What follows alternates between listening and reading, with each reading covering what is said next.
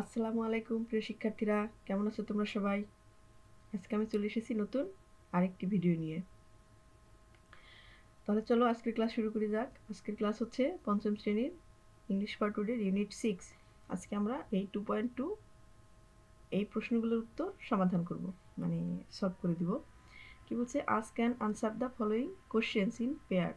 মানে এই যে কোশ্চেনগুলো আছে, এই প্রশ্নগুলা জিজ্ঞেস করো এবং উত্তর দাও। সেটা হচ্ছে জোড়ায় করতে হবে, জোড়ায় এই প্রশ্নগুলো জিজ্ঞেস করো এবং উত্তর দাও। দেন তারপর write the answer in your exercise বুক। তারপর এই যে প্রশ্নগুলোর যে উত্তর হবে সেগুলা তোমার অ্যান্সার পেপারে লিখতে হবে, মানে তোমার খাতায় লিখতে হবে।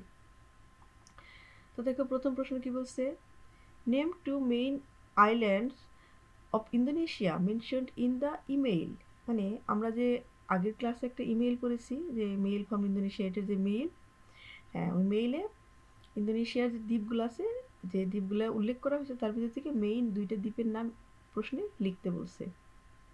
হ্যাঁ, দেন বলছে নেম টু মেইন আইল্যান্ড, দুটি প্রধান দ্বীপের নাম অফ ইন্দোনেশিয়ার মেনশন ইন দ্য ইমেইল, যেটা ইমেইলে উল্লেখ করা হয়েছে এরকম মেইন দুইটা দ্বীপের নাম লিখতে বলছে। হ্যাঁ, তো চলো দেখা যাক কি লিখছি আমি।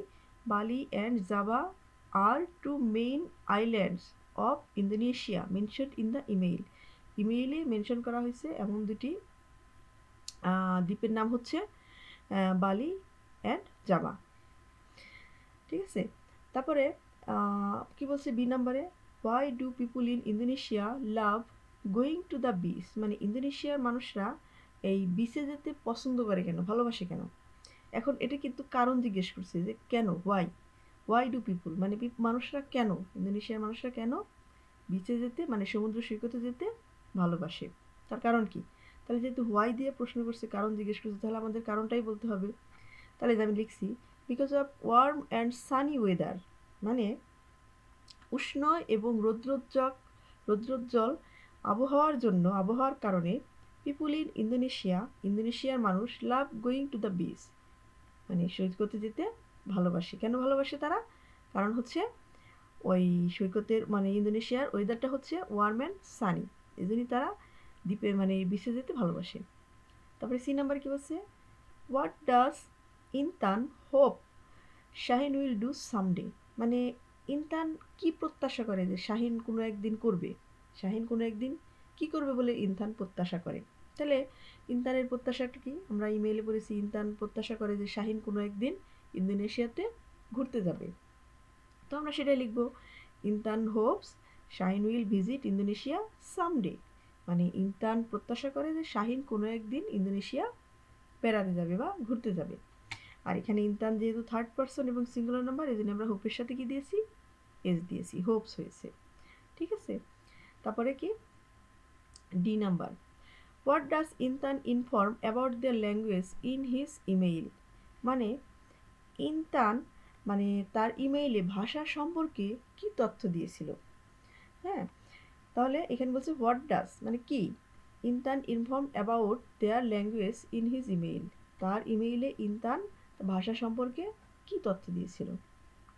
তো আমরা যখন ইমেলটা পড়েছি, আমরা পড়েছি যে ইনতান বলেছিল যে the main language of his country is Indonesian, but many people speak in local language. ঠিক আছে, মানে স্থানীয় ল্যাঙ্গুয়েজে অনেক লোক কথা বলে। তো কি লিখছে, Intan informs that their national language is Indonesian. Intan বলেছিল যে তাদের জাতীয় ভাষা হচ্ছে Indonesian, but many people also speak local language, কিন্তু অনেক লোক স্থানীয় ভাষায়ও কথা বলে। ঠিক আছে, তারপর ই নাম্বারে কি বলছে, what is the main purpose of Intan's email to Shahin. মানে ইনতানের প্রধান উদ্দেশ্য কী ছিল শাহিনকে মেইল লেখার, বুঝতে পারছো। তো আমরা কি তাহলে কি লিখবো, আমরা সবাই জানি ইনতান মূলত তার মেইলে শাহিনকে তার দেশ সম্পর্কে জানিয়েছিল বা দেশ সম্পর্কে বলেছিল।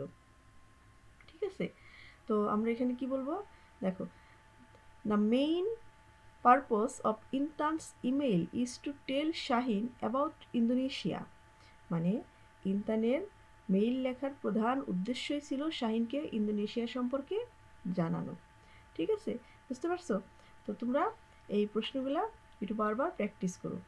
ঠিক আছে, আচ্ছা, তারপরে এরপরে কি আছে দেখো, এই যে এখানে আমাদের দেখো ইন্দোনেশিয়ার কিছু দিয়েছে। দেখো যে আমাদের ইন্দোনেশিয়ার যে ট্র্যাডিশনাল ফুড ছিল নাসি নাসি গোরেং, যে one kind of fried rice, সেটার ছবি দিয়েছে।